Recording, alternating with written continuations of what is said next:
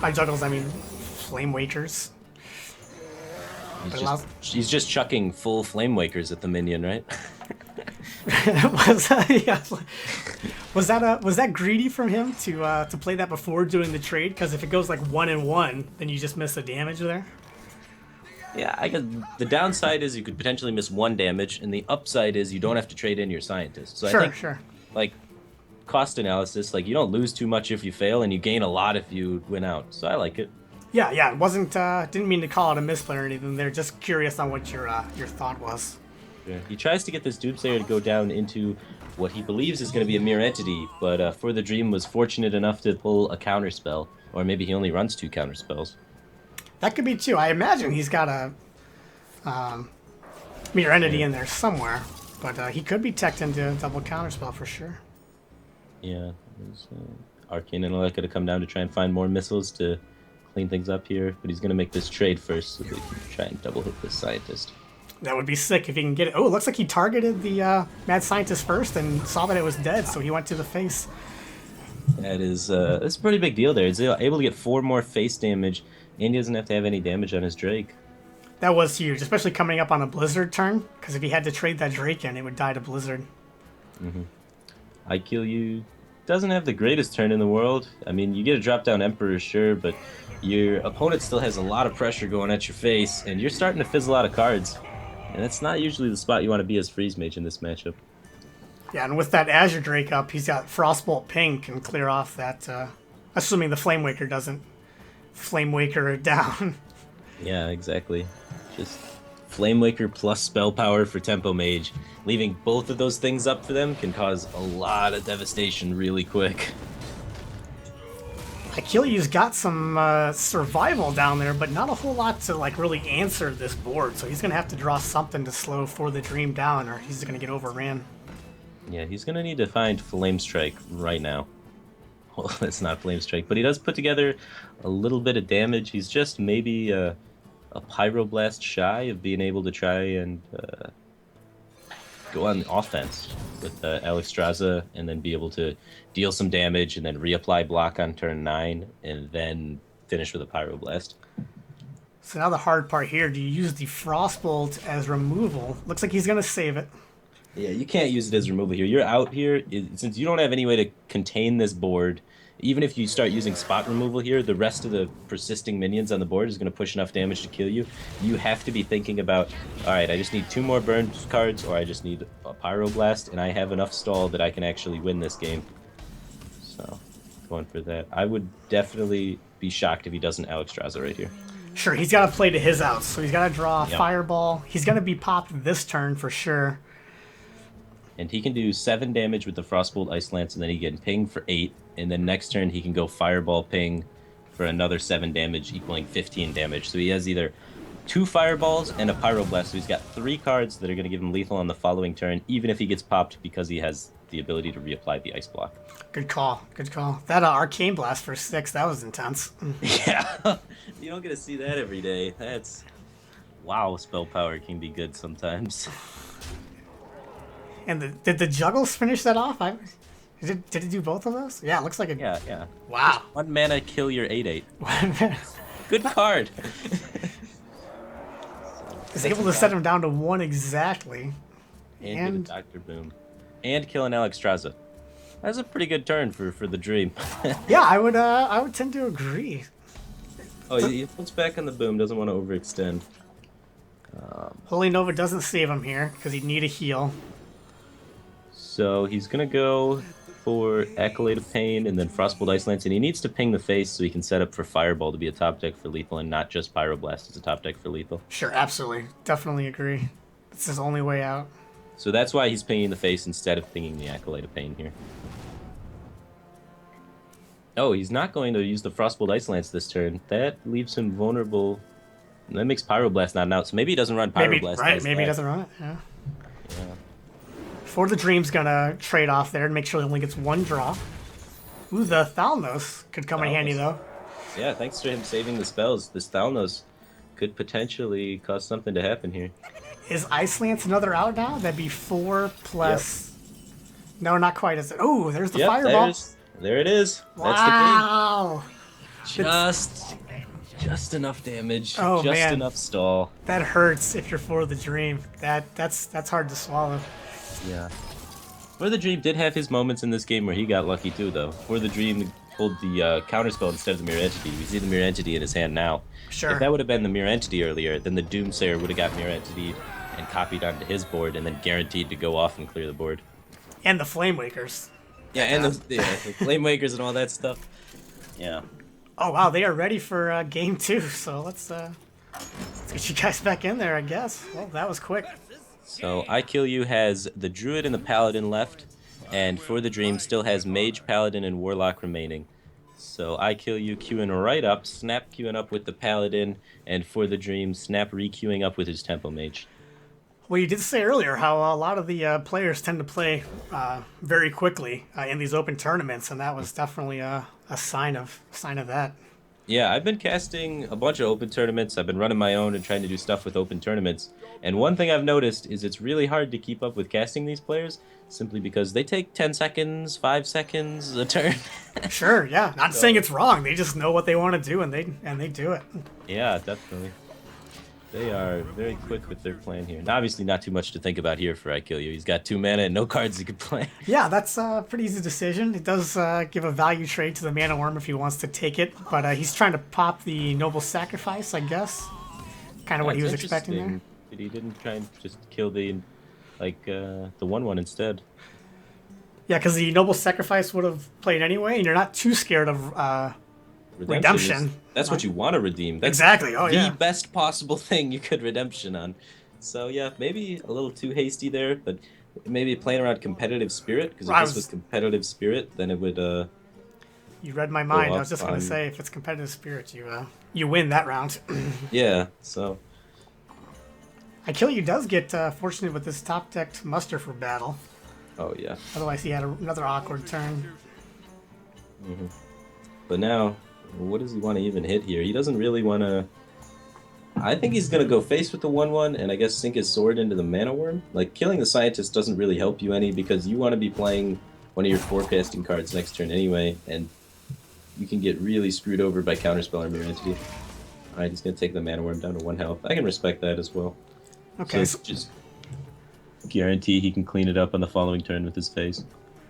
So you're preventing the Mad Scientist from dying here. Oh yeah, you do not want the Mad Scientist to die. Any of the secrets that come up are going to cause a lot of trouble for you, because if he Mirror Entity's a piloted Shredder, you're screwed. If he counterspells a Blessing of Kings, you're screwed. So you do not want that Scientist going off. That is very impressive. I probably would have seen the value there in trading both of those in and then set up the secret though. But yeah, you're absolutely right, because that would have made my 4-drop very awkward. Yeah. So, For the Dream, identifying that this is most likely Avenge and just going face, not to trip the Avenge.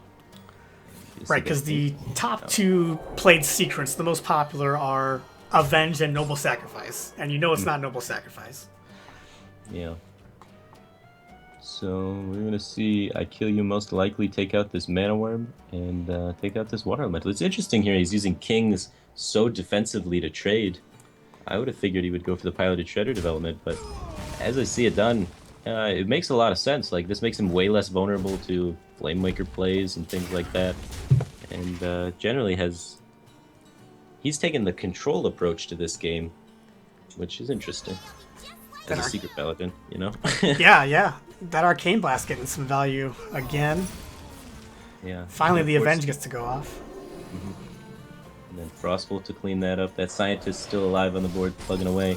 For the Dream is running out of steam a little bit, but he does still have a lot of power on board. Meanwhile, I Kill You has a pretty hefty hand size. Yeah, but this doesn't feel that great either, because the Sorcerer's Apprentice trades into it nicely, and then you've got the either the Ping or the Mad Scientist to kill the Shredder baby, so... Mm-hmm. I think you hold the Secret Keeper here.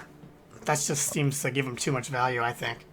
Yeah, if you play down the Secret Keeper, he's able to just clean it up for free, but then maybe he has a harder time dealing with the 2-drop off the Shredder, so there's some consideration for that, but he's going to value it a little bit higher than that. He's going to think he doesn't need to put too much pressure on the board too fast, and he can get more value out of his cards. Perhaps he was... Sorry, go ahead. I was just gonna say, it stays true to the game plan he's been following this whole game since like turn 1 of how he's been playing the matchup. Yeah, definitely. And perhaps he mentioned, or he thought of what you mentioned earlier, that For the Dream only had 2 cards in hand. So as you mentioned, he was fizzling out just a tad. So he went with that line of play. So much for fizzling out. So He much just picked for up a lot of steam. So as we were saying, Yeah. His turn 6 might be a little awkward, but he's following that up with the old boom into Ragnaros curve, Dr. 7 into Dr. 8. So, who's playing Secret Paladin now? oh boy. He's got the Secret Keeper. Test for Mirror Entity. That's another good reason to hold it back in the previous turn. Very good play. Yeah, you had to expect that Mad Scientist was going to be dying on that turn, and having a proc from your entity was huge. And he's got the secret to proc the counterspell now, and he's got the choice between Piloted Shredder or True Silver and remove the minion. I would love to see Piloted Shredder come down. It's like none of your minions are even directly contested by this 2/4, so why not? That's a good point. Do you like that the Secret Keeper gets buffed by the secret, even though it got counterspelled? What do you mean, do I like it? I should say, what are your thoughts on it? Do you think that's a right mechanic, or do you think that's do you think that should be changed? I mean, Not I to don't put you on think the spot. Secret Keeper is not busted, so I mean, I think it's fine. Okay. Yeah. Let's see how having your Flame Cannon into Flame Waker, and oh my god, the snipes! The Gets it again. 360 No scope Flame Waker for the dream, keeping it alive. That True Silver is gonna clear up that really nicely, so it's good that he kind of kept that. Yeah, True Silver is not bad here, but he's not really developing any sort of board, so this boom's gonna be able to come down very smoothly. Very smoothly. And the mage is not really under any sort of health strain or whatever, so he feels good about not removing all of his opponent's minions. The boom just comes down so clean. Ooh, Keeper, a good pickup. Yeah, he's got a few plays here. He's got the YOLO Ragnaros, go for the 1 and 4 to clear. He's got the Keeper to clear. Yeah, he's going to take the Keeper, which makes sense. I mean, you don't really expect your Temple Mage opponent to have anything bigger than boom. Like, it's pretty rare they run the Ragnaros. He's gonna be surprised here in a second, because those Yeah. bots are gonna be nice. They can pick off those 1 health minions, maybe kill the Keeper. Maybe set up lethal, like... And I think he just goes face with the bot now. Yeah. Ooh, gets the trade. Probably what he wanted. Alright, now we get to see some esports. Here we go. What it's all about. Come on, Ragnaros. Oh, and he the gets right it! back. Wow. Well, that comes out. A little bit longer. Now for the dream is the one with the card advantage now. So he could potentially kill the Ragnaros and kind of take the value game if he wants, but he's got these mirror images to bait Ragnaros hits, and he feels like he can just go all in and find the lethal here, and I don't blame him for that. He's got a lot of health too, so the only bad target really is the Azure Drake. Yeah, exactly. Juggle goes to a nice place. Yeah, he's hoping to maybe clear up this Boombot to get better options for Rag, but he's not able to get it done. We're gonna see where the Rag goes. Oh, Not worst as lucky possible this time. target. It always hits the one on the right. Seems to be where Achilles Ragnaros is attacking. Yeah, that Fireball is gonna have double spell power and can just kill Ragnaros in one go if he wants. Also, that how much is that Arcane Blast? Here we go again. That's a 6, I believe. Wow. The 6 damage Arcane Blast again. 2 games. Just like we practiced. Yeah, he's just gotta not die this turn, and then for the Dream's gonna be able to just finish the game with those 2 fireballs in the following turn. So he's gonna ping his opponent down. Because why not? He doesn't want to ping down the 1/1 and proc Avenge and then make his opponent's board stronger. Sure. Yeah, how do you die from here? With 1 card. So. Yeah. I Kill You would have needed to find a Lotheb here to kind of stop the fireballs from being able to come in, and then maybe he would have had a chance. If Rag goes face twice or something like that. Sure. But now we're just kind of going through the motions while I Kill You tries to figure out the best way to survive. Little does he know, For the Dream has it. Yeah, he can kill the one Drake and the bot if he wants to. I think you trade off the boom bot first and hope that it does some damage to your rag, I guess. He's trying to juggle the Boombot, I think, and he's trying to use this 3/3 to clear the Drakes. So he was hoping to get the juggle on the other Drake so we could trade them both down. Something like that, or at least the juggle on the Boombot, so that you wouldn't have had to trade the 1/1 into it, and it just cleans it up. He's got the 50/50 for the full clear. Gets the full clear. It's irrelevant. Yeah, the offensive, well played. As For the Dream has the 2 fireballs now to finish this game out. Yeah, it was pretty close. I mean, went back and forth a little bit there. Yeah, we had some fun rag interactions. That's always a fun card to see. As soon as the Tempo Mage was running out of fuel, he gets Arcane Intellect, and then from the Arcane Intellect just finds these big threats and is able to come back on the board as he was starting to just fizzle out. Well, that's the job of Arcane Intellect and Tempo Mage, as we were saying earlier. Yeah, exactly. That's the purpose of the card right there. So For the Dreams, Mage advances, leaving him with Paladin and Warlock. And I Kill You still has to find a win with his Paladin, and he still has to find a win with Druid. And it looks like we are going to see everyone's favorite matchup in Hearthstone, the Paladin Mirror match. Do you think either one of them is running the Murloc Paladin? That seems to be gaining popularity. Well, you can see from the opening hands a bunch of secrets, so yeah, I'm going to say it's unlikely. Sad times. Yeah. That's a fun mirror match to watch, because usually whoever goes off first loses. Yeah, exactly. Because then the other ones, that one is an OTK, while the first one usually isn't. So it's the opposite of the old patron mirror match. Whoever went off with patrons first usually won, because their opponent didn't have a great way to clear off a board of 3/3s. Yeah, exactly. I Kill You gets the Coin Muster for battle. Usually a really powerful play, but the Haunted Creeper is going to try and put a stop to that. But he does have this competitive spirit, which is going to give him a lot of 2/2s. Yeah, that is good. And you're expecting the Noble Sacrifice or Avenge, right? So he may not even trade into it expecting Avenge.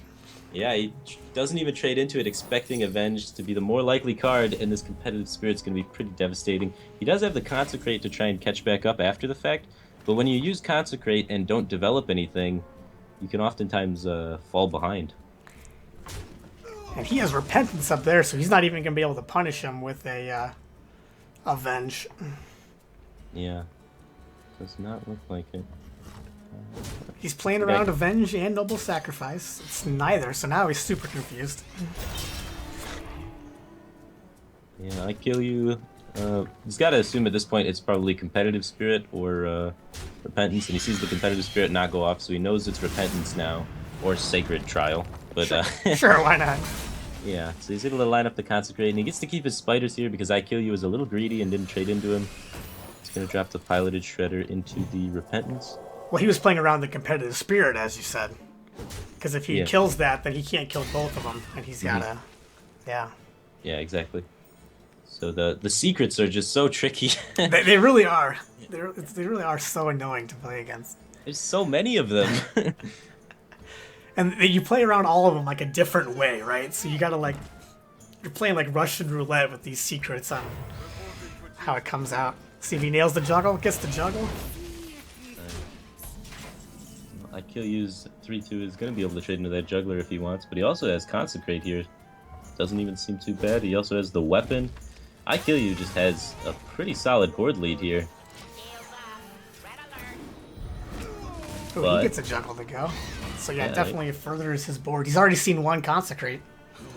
Yep, and now Mysterious Challenger has something to say about that board lead. Does it? It looks pretty hard to come back from.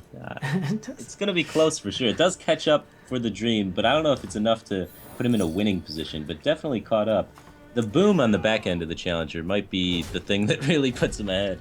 That's true, because he's going to use the Keeper here to kill off this Challenger, I imagine, and which will mean that he does not have an answer for boom at the moment. Yeah, he's going to need to try and either figure something out or just embrace the race, because he does have True Silver Champion, which is one of the best cards for Paladin racing, and that Knife Juggler is really on point. Yeah, what a baller. Oh, he even he gets yeah, that one. that guy go. I had a train of thought there, but God, congrats, Knife Juggler. You're doing a good job. Yeah, good work, good work. Get that guy a raise. Yeah.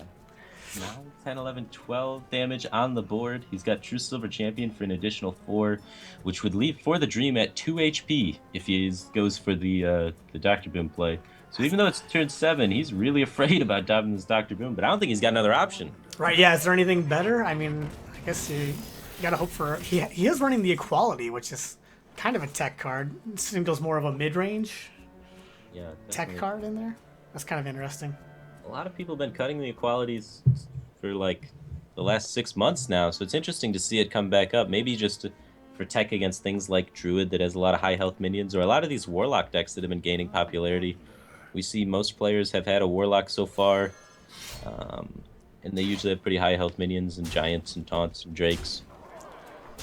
And those sort of annoying things. Yeah, that definitely makes sense. You see it run a lot in the Murloc Paladin, as I mentioned earlier, because they run the Pyromancer, so that's a clear for them. The Pyromancer Equality. Clear the board.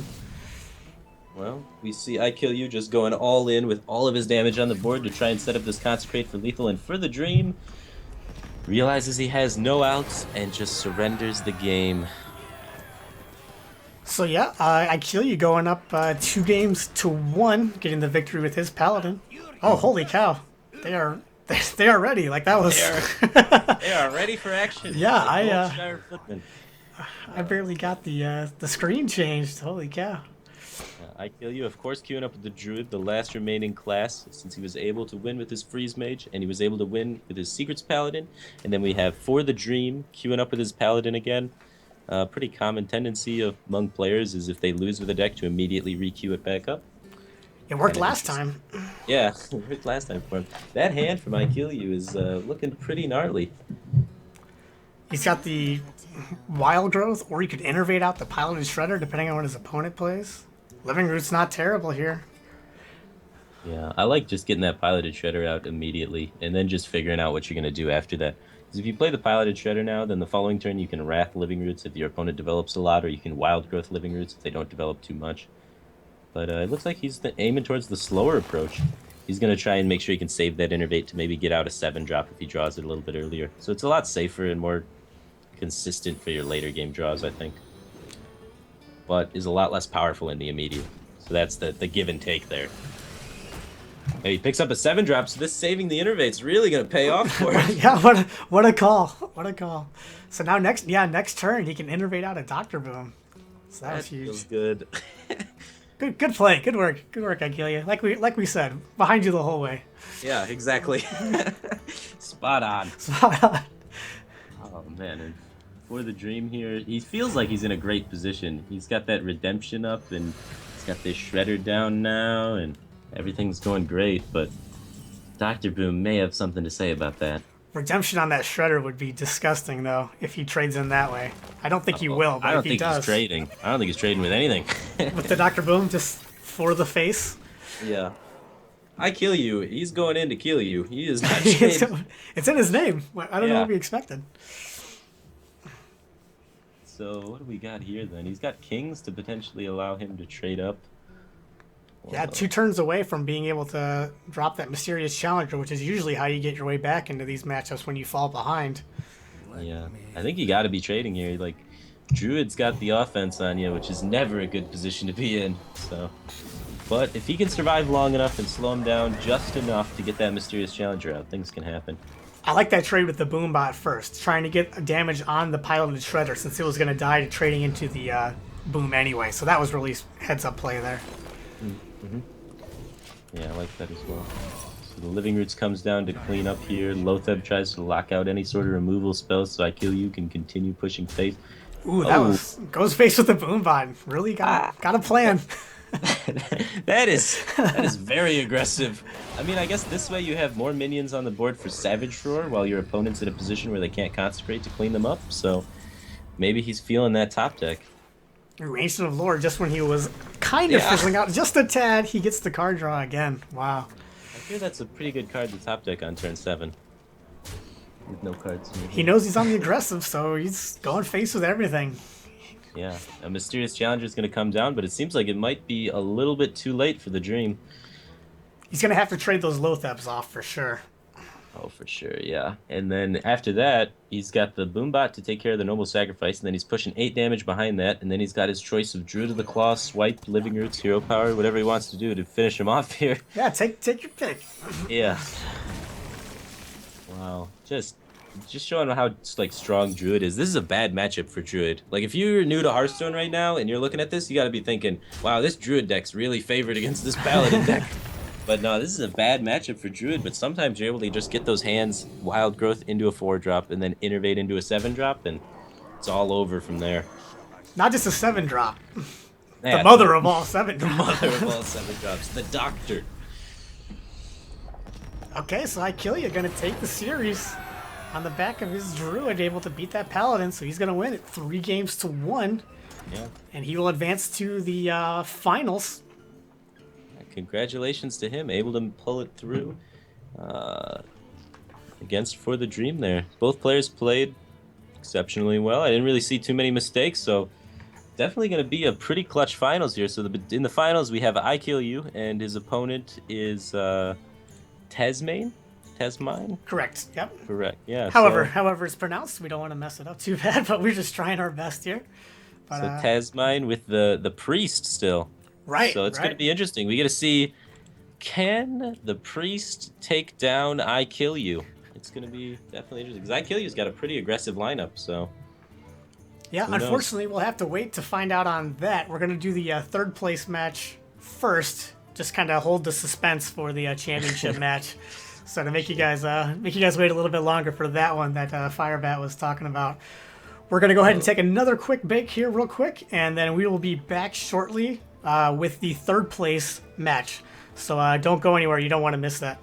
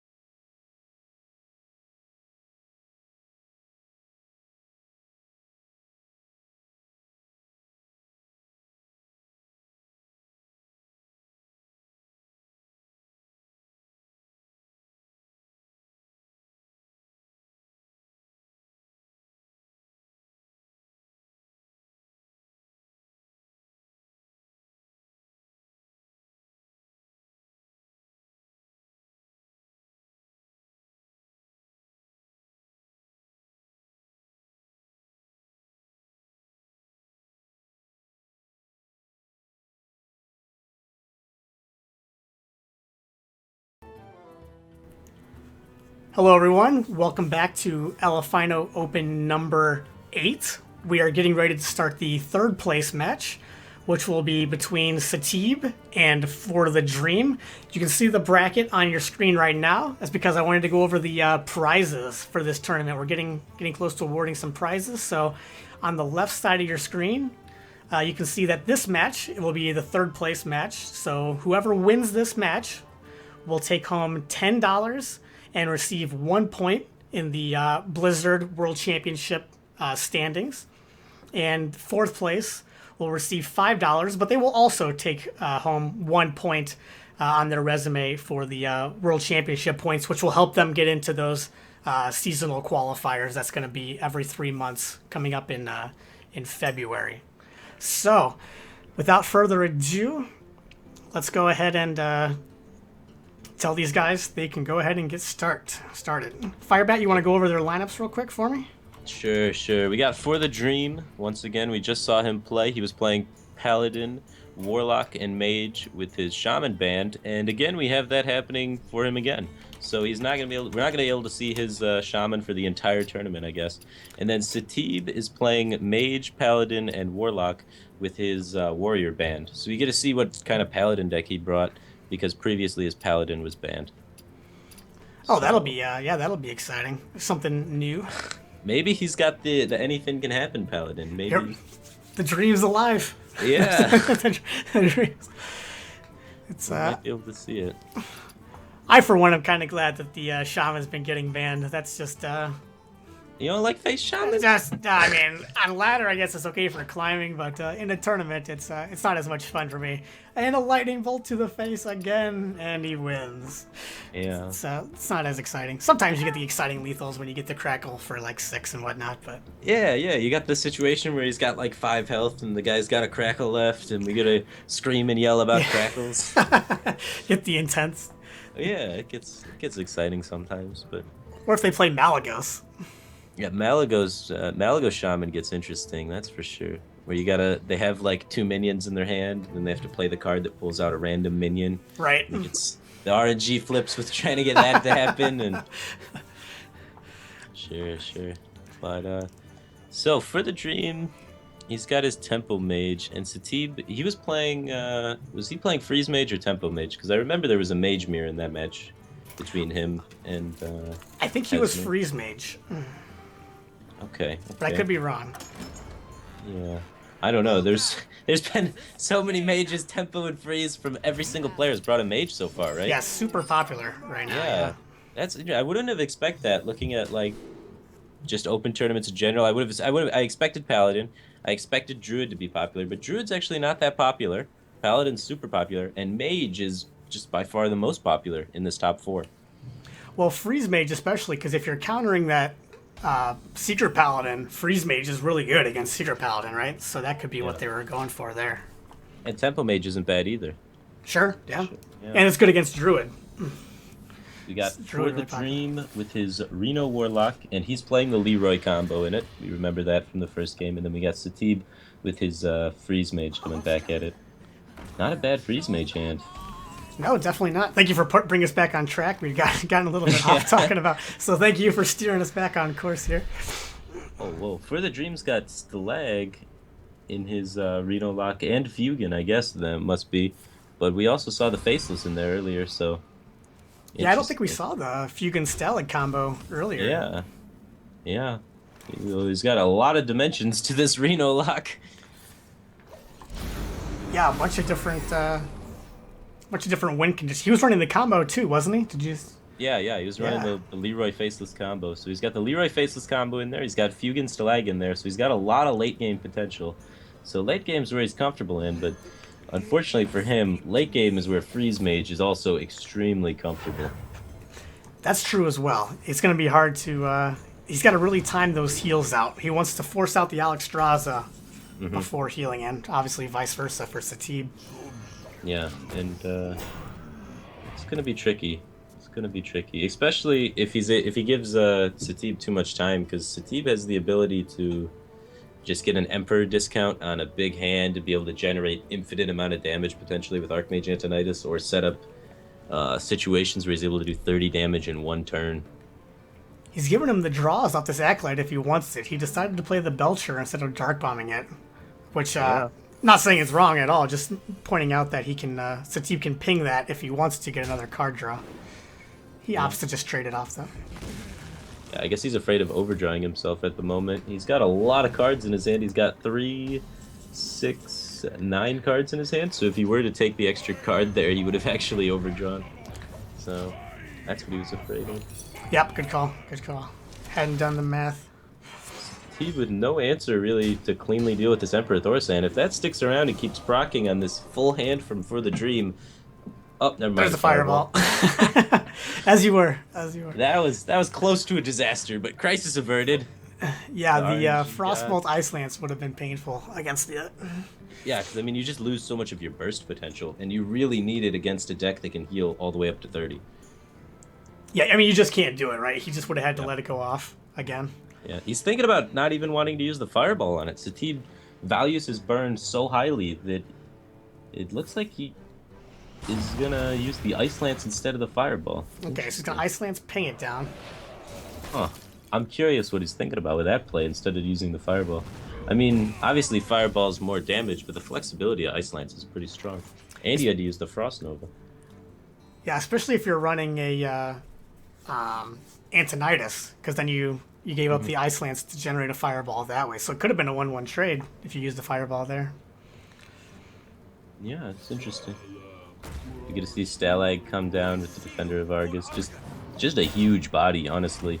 Like 8/5 is a lot of power, which is going to be forcing the Freeze Mage player to freeze every turn that's kind of sticking around. It's also strong to Flame Strike. It was turn 7 coming up, so he got both of those to 4 health. Or to 5 health, I should say, out of range of Flame Strike. If they were 4 health, that would have sucked. Yeah, you're not wrong. Yeah, so 5 health. Yeah, that's definitely a good point to bring up. So forcing Satib to use the freeze there and be a little bit mana inefficient. Yeah, get to see. He's thinking about just playing Zombie Chow just to get a card out of his hand so he can continue tapping on the following turns. Yeah, it makes sense. You haven't put any damage on Satib yet. I don't see it being valuable at all in this game, so. Yeah.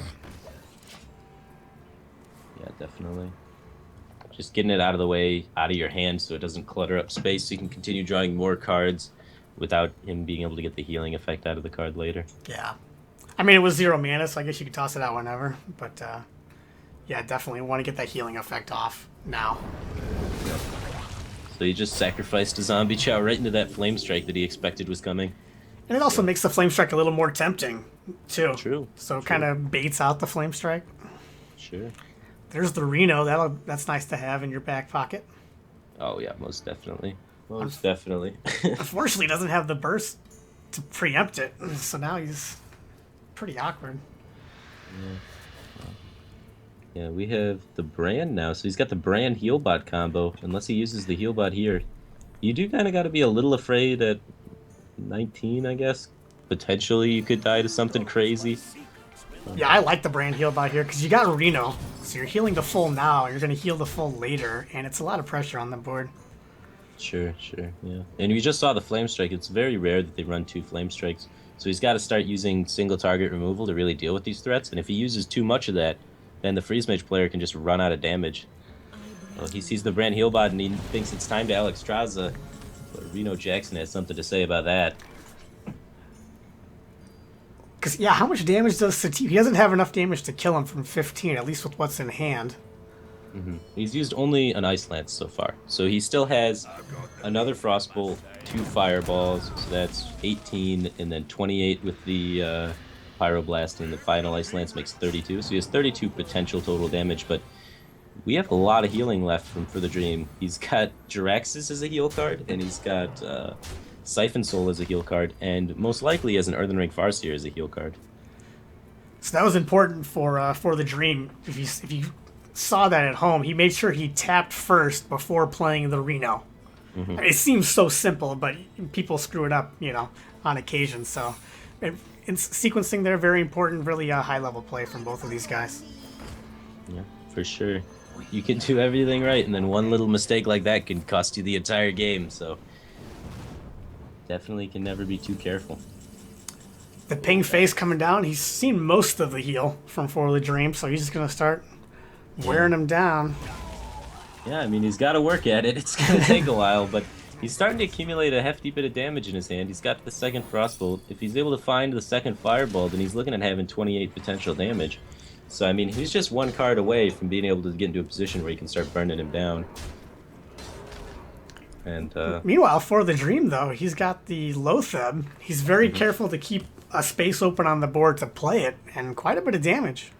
Yeah, exactly. His board next turn, 4, 8, 11, 12, 13, 14, and then 18. And you got to remember, the Lotheb effect happens twice because of the brands of the field.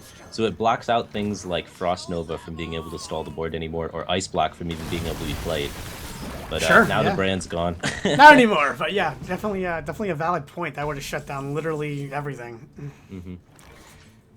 Dr. Boom, nice. I think you kind of, I guess you throw it. I was going to say you might hold it for when you want to push lethal, but it does do the same thing that he had last turn, where he's got the Lotheb still and a big board, so I like it. You just keep setting up these big boards, and you try and get in a position where you can pop your opponent, and then on the turn that you pop your opponent, that's when you drop down that Lotheb to just lock them out of the game. So he's picking off the Mad Scientist here because he wants to make sure that there's already a secret in play, right? So he doesn't want to have to deal with another. Right. So it looks like Satib here is going for the all-in push. He's found what he thinks is enough damage to end the game. He has the Frostbolt and the Pyroblast for the remaining 13 damage, but For the Dream here has the ability to pop the block and then play Lotheb to stop his opponent from playing any spells. And next turn he has Mortal Coil to kill off one of his minions and Jiraxis should he want to heal back up. Yeah, I mean, so Satib's going to be forced to have to Ice Block for 8 if he goes with his pop play. If he Power Overwhelmings the Boombot and then goes face with everything, that's going to be 7 damage from Dr. Boom plus 3 from Healbot makes 10, plus 8 from the 2 4-attack minions makes 18, 19, 20 from the Boombots, and then 24 with the Power Overwhelming. And then the Power Overwhelming kills the minion at the end of the turn, launching the Boom in. Sounds like enough to me. Yeah, so he pops him at exactly 1. So he's able to pop him if he goes with that route. I'm going to trust your math on that. That got intense. Yeah. So he's just counting, then recounting again to try and make sure he can figure out how to get this done. Because these are the sort of moments where you leave your opponent at 1 health on accident or something, or they don't quite pop, and you cost you the game. So it's really important to take your time. So it's really good for the Dream here. Being patient with his plays here. But yeah, he goes for it. Now Satib is sort of in a super awkward spot because he can't set up his lethal while applying the block anymore, which is what he was hoping to do. He's hoping to be able to Frostbolt his opponent in the face, apply the second block to be able to then Pyroblast on the following turn. Yeah, absolutely. He had it set up perfectly, just countered perfectly by Lotheb. Yeah, exactly. Well, he still has a shot. If he's able to find maybe a Frost Nova or something, can lock down the board completely in conjunction with the Healbot. Well, there's Hellfire. Oh, okay, gotcha. Yeah. He's got the Healbot as well. So For the Dream healing right back up to 15 here to try and make sure there's no way he can die. And then... Yeah, that was a heads-up play, because that gets rid of that 2-turn lethal that we were talking about if he does have Frost Nova and Healbot and Frostbolt.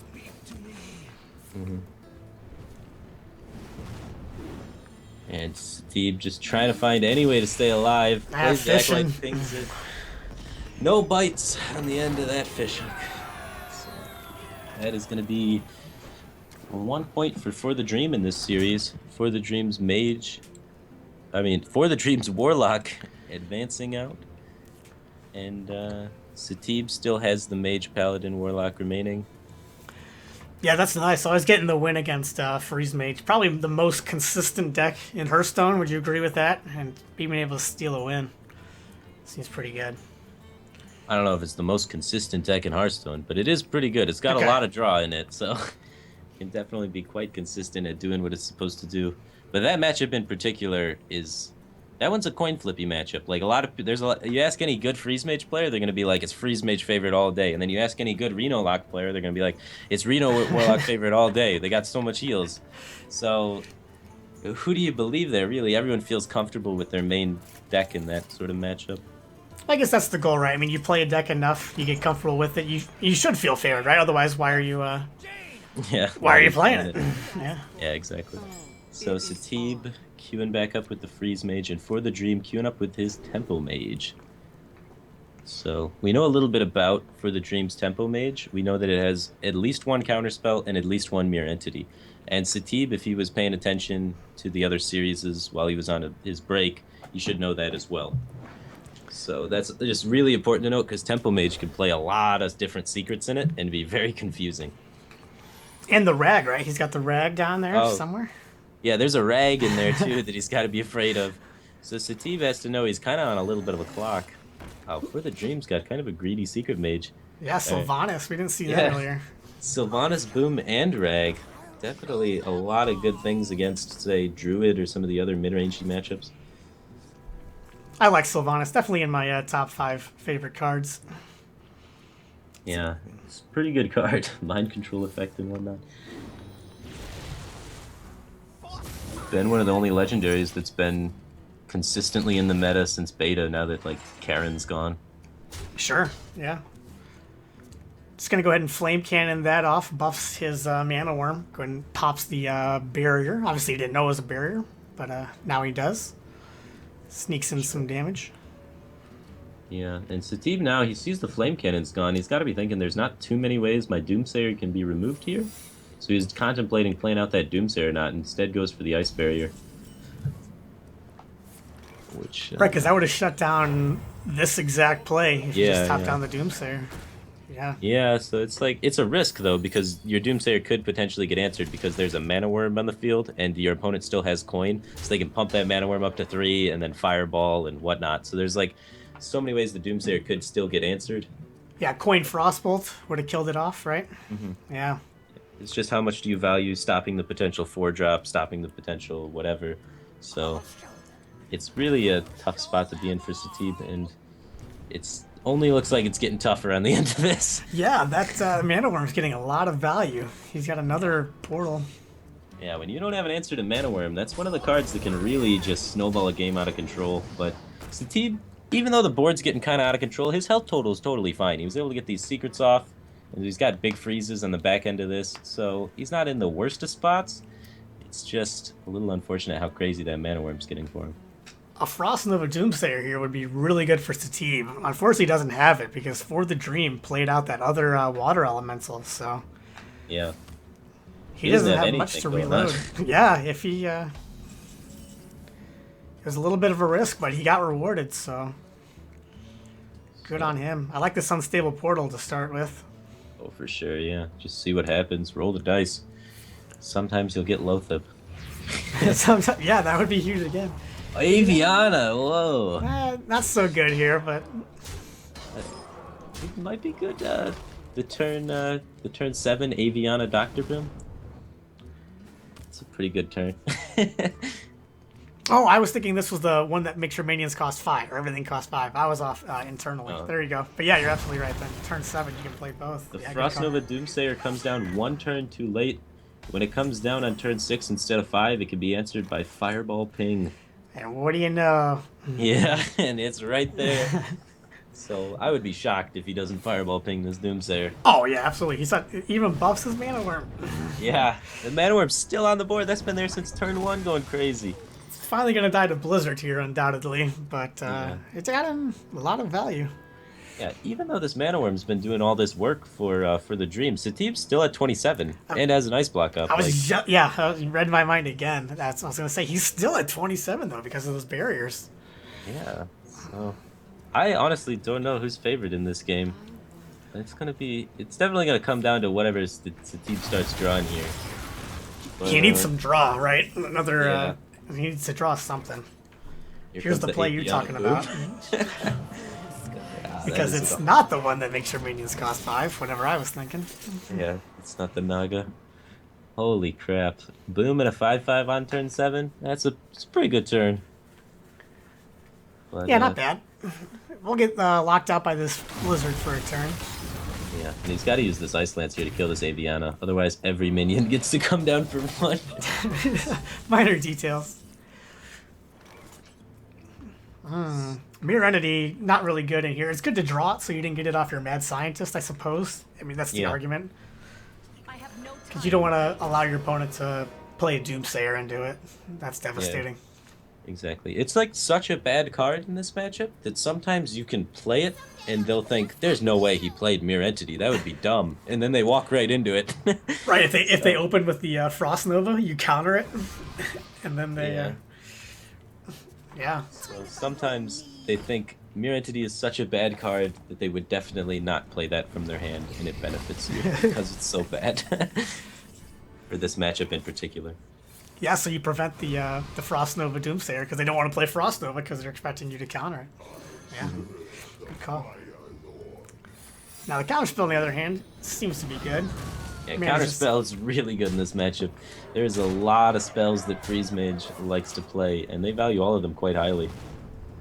And now all of a sudden, Satib down to 7. We were talking about his health total earlier. That's diminished quite a bit. Yeah, without that board control, things started changing. So he's drawn for cards off the Acolyte, and likely going to use this Ice Lance here to try... Ooh. I like the Frost Nova here. Clear that off. Well, the counterspell, unfortunately. Oh, right. It looks like he's going to let himself be popped then, because he has no way to Frost Nova now. He must assume his opponent's able to pop him regardless. So he thinks he's going to get popped regardless, so he's just setting himself up in a position to try and draw for heals, I guess. Maybe he played the Doomsayer hoping for the Mirror Entity? Well, he already tested for Mirror Entity with the Acolyte of Pain. Oh, good call. Yeah. One step behind.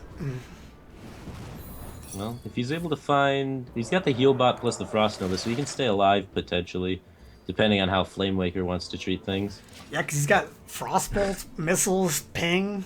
That's a lot of missiles flying with the Flamewaker. Yeah. How much damage does he have in his hand? He's got 1723 damage? Not enough, really, to make anything happen. He's going to go with the Frost Nova plus the Heal Bot. Just trying to stay alive. Seems like the only play. Yeah, we get to see 5, 6, 7 missiles. Ooh, that's 8, huge. 9. Yeah, that's enough. That's enough. It doesn't look like much, but that was a good draw. Yeah, it's just gonna sure up that the Flamemaker missiles are gonna have enough to go face and take him out. Even without that, he still had lethal, I think, with the ping and with the Mirror Entity. So what a shocker! So much damage. Yeah, Firebat's right. I said Freeze Mage is one of the more consistent decks in Hearthstone, and then it went 0-2'd. So listen to Firebat, guys. Yeah. He's good. He's good. Freeze Mage is one of those decks that can sometimes fizzle out and not really accomplish anything just because they don't have very many like early drops and they surrender the early game board to its opponent and then wait on trying to react to your opponent. And sometimes you just don't line up the right answers to be able to react to your opponent. And that's just how reactionary decks work. They're usually less consistent than decks that don't react to your opponent and just decide to, hey, let's take the tempo, let's play any minion on curve and just go face.